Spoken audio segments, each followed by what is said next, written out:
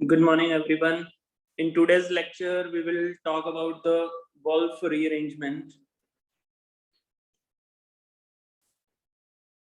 Basically जो Wolff rearrangement है ये अल्फा डाइएजो कीटोन की रिएक्शन है। अल्फा डाइएजो कीटोन पहले देख लीजिए, अल्फा डाइएजो कीटोन होता क्या है। R C double bond O C double bond N2, इधर हाइड्रोजन भी हो सकता है, कोई भी ग्रुप हो सकता है। इस तरीके से इसको बोलते हैं अल्फा डाइएजो कीटोन। ध्यान से देखें, ये हमारे पास क्या है, कीटोन है। इसकी अल्फा पोजीशन पे डाइएजो ग्रुप लगा हुआ है, तो इसका नाम हो गया alpha diazo ketone.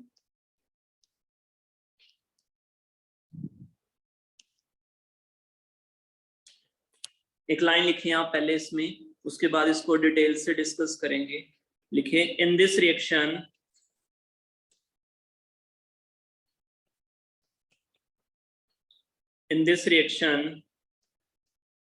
alpha diazo ketone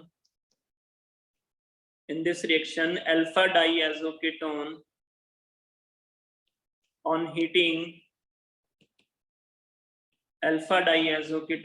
heating or in the presence of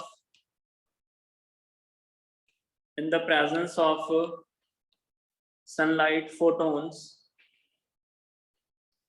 get converted into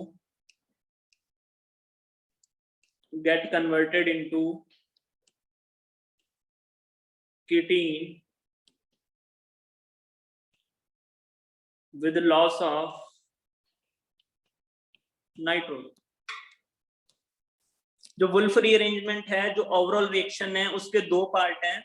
अभी मैंने आपको एक पार्ट ही बताया है कि इस रिएक्शन में जो अल्फा डाइएजो कीटोन है, अल्फा डाइएजो कीटोन, इसको जब हम हीट करेंगे या फिर सनलाइट की प्रेजेंस में या फिर फोटॉन्स को रेडिएट करेंगे इस पे, तो ऑटोमेटिकली ये नाइट्रोजन गैस को लीव कर देता है और क्या बन जाता है, कीटीन की फॉर्मेशन हो जाती है। कीटीन इसमें क्या करता है, as a reaction intermediate react करेगा, रिएक्शन इंटरमीडिएट।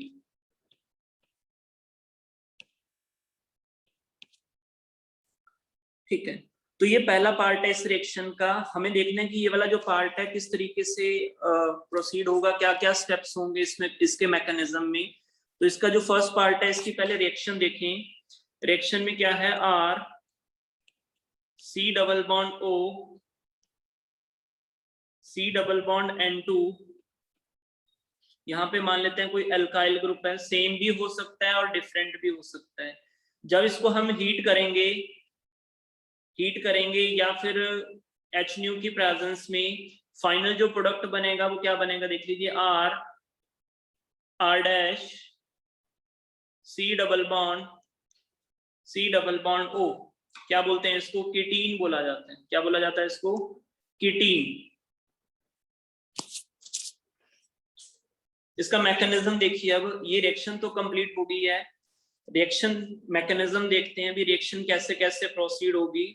इसमें हमने कोई भी न्यूक्लियोफाइल नहीं ले रखा, लेकिन रीअरेंजमेंट वैसा ही है, न्यूक्लियोफाइल जैसा रीअरेंजमेंट देखने को मिल रहा है।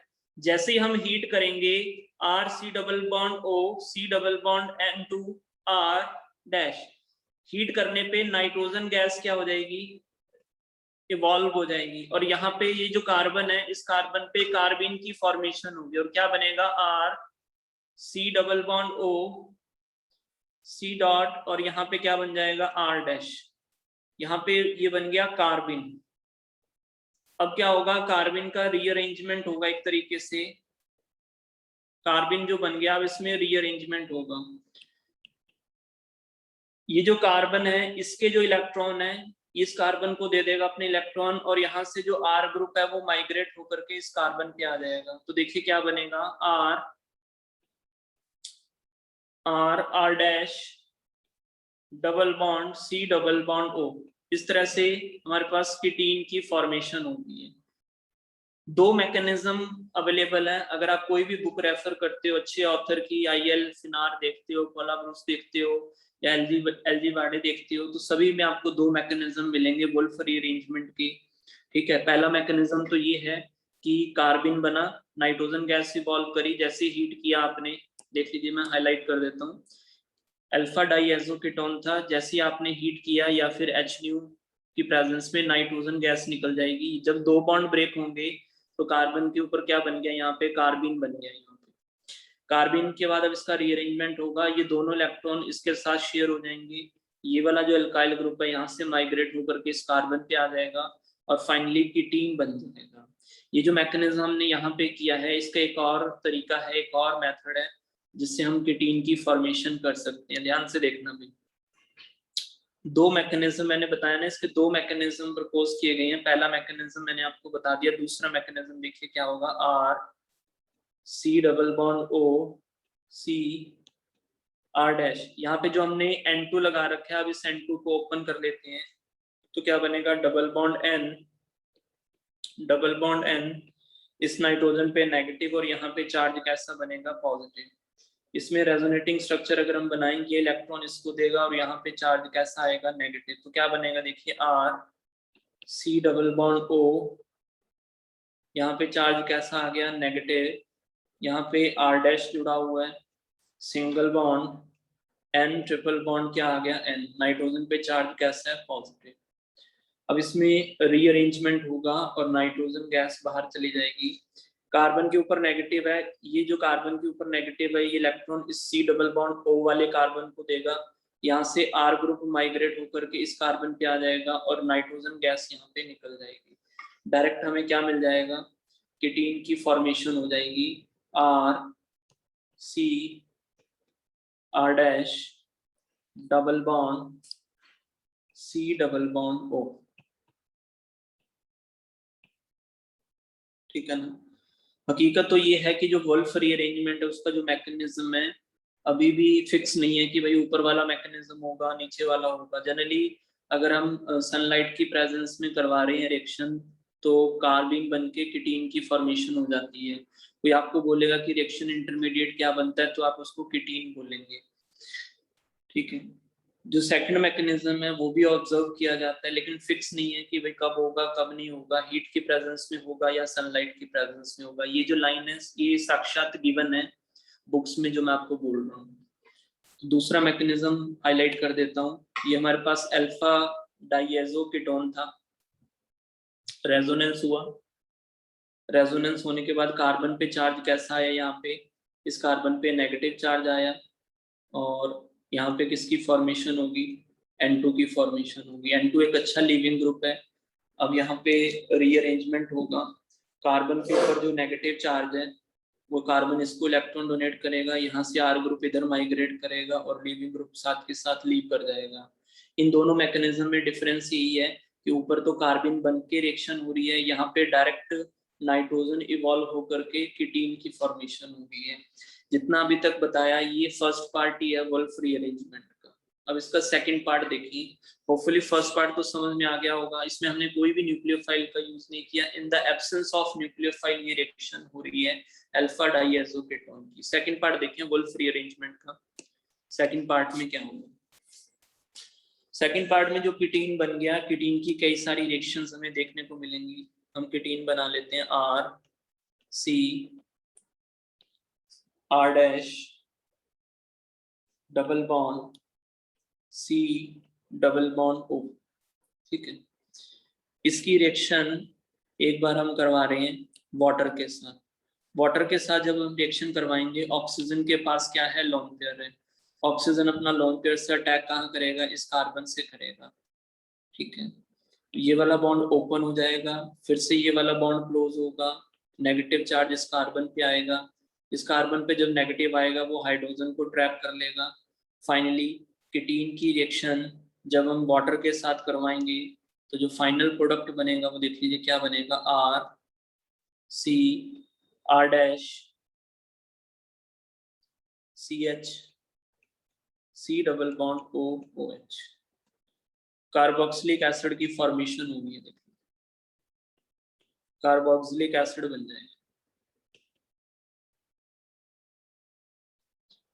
अगर हम कीटीन की रिएक्शन करवा रहे हैं, डायरेक्ट कीटीन की रिएक्शन आप किससे करवा दीजिए, अल्कोहल से करवा दीजिए। अगेन ऑक्सीजन पे लोन पेयर है, मैकेनिज्म वही होगा, कार्बन पे अटैक होगा, ये वाला बॉन्ड ओपन हो गया, इस ऑक्सीजन पे नेगेटिव, फिर ये फिर से सी डबल बॉन्ड ओ बनाने की कोशिश करेगा, ये रेजोनेंस में आकर के इस कार्बन पे नेगेटिव आ जाएगा, इस कार्बन पे जब नेगेटिव आएगा तो ये वाला हाइड्रोजन को ट्रैप कर लेगा, OR ग्रुप इस कार्बन पे अटैच हो जाएगा, एस्टर की फॉर्मेशन हो जाती है। यहाँ पे फाइनल प्रोडक्ट देख लीजिए क्या बनेगा, R C R dash CH C double bond O OR, ester की फॉर्मेशन हो जाती है। एक वैरायटी और है, इसकी रिएक्शन आप क्या करें, 1 डिग्री अमाइड के साथ करवा दीजिए RNH2 के साथ। अगेन नाइट्रोजन पे लोन पेयर है, सेम मैकेनिज्म देखने को मिलेगा, नाइट्रोजन पे लोन पेयर है, इधर अटैक करेगा, इस ऑक्सीजन पे नेगेटिव आएगा, फिर से सी डबल बॉन्ड ओ बनाने की कोशिश होगी, रेजोनेंस होकर के इस कार्बन पे नेगेटिव चार्ज आ गया, जब इस कार्बन पे नेगेटिव आ गया तो वो ये एक हाइड्रोजन को ट्रैप कर लेगा और RNH ग्रुप इस पे जुड़ जाएगा, यहाँ पे हमें अमाइड मिल जाएगा। देखिए क्या बनेगा, R C R dash as it is लिख रहे हैं ये, तो यहाँ पे एक हाइड्रोजन अटैच हो गया, इधर C डबल बॉन्ड O और इसके साथ क्या आ जाएगा, NHR की फॉर्मेशन, अमाइड बन गया। तो जो कीटीन है, कीटीन कई सारी रिएक्शंस में जा सकता है, हम देख सकते हैं वुल्फ रीअरेंजमेंट करवाया आपने अल्फा डाइएज़ोकीटोन का बिना किसी न्यूक्लियोफाइल की प्रेजेंस में, जस्ट आपने हीट किया है या फिर आप सनलाइट की प्रेजेंस में रिएक्शन करवा रहे हैं, कीटीन बनेगा। कीटीन भी 2 मैकेनिज्म से बन सकता है, दोनों मैकेनिज्म मैंने आपको बता दिए हैं। फर्दर कीटीन की रिएक्शन वाटर से करवाएंगे तो कार्बोक्सिलिक एसिड बन जाएगा, कीटीन की रिएक्शन अल्कोहल से करवाएंगे तो एस्टर की फॉर्मेशन हो जाएगी, 1 डिग्री अमाइन से करवा रहे हैं तो अमाइड बन जाएंगे, अमाइड के डेरिवेटिव्स हम बना सकते हैं। ठीक है, ये जो केमिकल रिएक्शन है इसकी एक इम्पॉर्टेंट लाइन मैं आपको और बता देता हूँ। ठीक है, इम्पॉर्टेंट लाइन जो है वो नेक्स्ट मतलब पीछे वाला जो मैकेनिज्म है उससे रिलेटेड है, ध्यान से देखें। यहाँ पे हमने जो R ग्रुप को माइग्रेट करवाया R ग्रुप को माइग्रेट, यहाँ पर भी हमने R ग्रुप को माइग्रेट करवाया इस तरीके से। जब ये R ग्रुप को माइग्रेट कर रहा है तो R ग्रुप का जो कॉन्फ़िगरेशन है वो चेंज नहीं होता है। इसमें जो इम्पोर्टेंट लाइन है वो ये है, configuration of R group on migration will remain same। Migration पे भी ये क्या रहेगा बेटा, सेम रहेगा, कोई भी चेंज इसमें नहीं आएगा। ये पॉइंट हाईलाइट कर दिया है मैंने। कहने का मतलब अगर ये R कॉन्फ़िगरेशन है, कौन सा, अगर ये R कॉन्फ़िगरेशन है, फॉर एग्जांपल ये जो ग्रुप यहाँ से माइग्रेट कर रहा है R ग्रुप, इसमें R कॉन्फ़िगरेशन है, माइग्रेट होने के बाद भी R ही रहेगा। S कॉन्फ़िगरेशन है तो माइग्रेट होने के बाद S कॉन्फ़िगरेशन रहेगा, कॉन्फ़िगरेशन में कोई भी चेंज ऑब्जर्व नहीं होगा, कॉन्फ़िगरेशन विल रिमेन सेम। ठीक है, क्वेश्चन कर लेते हैं इस पे, 1-2 देख लीजिए ध्यान से। पहला एग्जांपल देखिए, first example CH3 C double bond O C double bond N2 CH3, heat कर रहे हैं, पहला हीट कर रहे हैं या फिर HNO की प्रेजेंस में रिएक्शन करवा रहे हैं, दूसरा वाटर ऐड कर देते तो क्या बनेगा। ठीक है, वाटर की बजाय अगर इसमें RNH2 ऐड कर देते, RNH2 ऐड कर देंगे तो क्या बनेगा। ठीक है, RNH2 में भी कुछ स्पेसिफिक ले लेते हैं हम, देख लीजिए RNH2 में भी कुछ स्पेसिफिक मेंशन कर देते हैं, CH3NH2 है ना, और हम क्या ले सकते हैं यहाँ पे, वाटर हो गया, अल्कोहल भी ले सकते हैं जैसे मैंने बताया अल्कोहल। तो फाइनल प्रोडक्ट इस ये लेंगे तो कुछ कार्बोक्सिलिक एसिड, ये लेंगे तो अमाइड डेरिवेटिव, ये लेंगे तो क्या बनेगा, एस्टर बनेगा। एक एग्जांपल मैं आपको और दे रहा हूँ, बस उसके बाद ये रिएक्शन कंप्लीट हो जाएगी आपकी। देखिए C2H5 C double bond O single bond double bond N2 CH3, इसमें भी सारे वेरिएशन आपने लेके चलने हैं, स्टार्टिंग में हीट कर रहे हैं या HNO की प्रेजेंस में हम रिएक्शन करवा रहे हैं, उसके बाद वाटर ले लिया तो क्या बनेगा, 1 डिग्री अमाइन ले लिया तो क्या बनेगा, अल्कोहल ले लिया तो क्या बनेगा। ये दोनों के दोनों क्वेश्चन आपने विद मैकेनिज्म करनी है, बहुत आसान रिएक्शन है, ठीक है। आप एक बार ओवरव्यू फिर से ले सकते हैं वोल्फ रीअरेंजमेंट का। अल्फा डाइएज़ो कीटोन की रिएक्शन है, हीट करने पे कीटीन की फॉर्मेशन होती है, चाहे आप इस मैकेनिज्म से जाएं चाहे आप इस मैकेनिज्म से जाएं। जैसे कीटीन बन गया, इसके बाद मैकेनिज्म लिखने की जरूरत है नहीं है, क्योंकि कर्टियस रीअरेंजमेंट में भी इस तरीके के मैकेनिज्म्स कर चुके हैं। फिर भी मैंने आपको डिटेल्स बता दी थी कि वाटर से रिएक्ट करेगा तो किस तरीके से कार्बोक्सिलिक एसिड बनेगा, अल्कोहल से रिएक्ट करेगा तो किस तरीके से एस्टर की फॉर्मेशन होगी, और अगर अमाइड से रिएक्ट करेगा, सॉरी अमाइन से रिएक्ट करेगा तो अमाइड या उसके डेरिवेटिव्स फॉर्म हो जाएंगे। ठीक है, कर लीजिएगा ये reaction. Thank you very much.